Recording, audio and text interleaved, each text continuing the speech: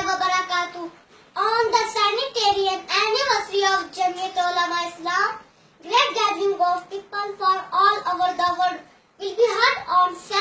8 and 9 April 2017 in Azakir, Noshera, under the supervision and guidance of the great leaders of Muslim world, Hazrat Maulana Fazlur Rahman, Deputy Chairman Senate of Pakistan Maulana Abdul Ghaffur Hadi, Imam of Haram Sheikh Abdul Rahman Al Sudais,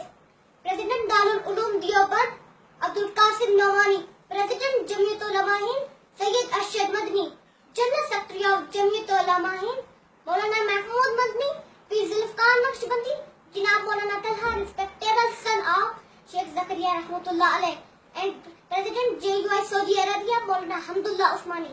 and many other world famous scholars and leaders of international Islamic movement will participate. I invite all of you without any distraction or face, sect or cut, lovers of Islam, freedom and democracy to join this great momentous and auspicious Ijtama. Thanks, Sayyid Zakir.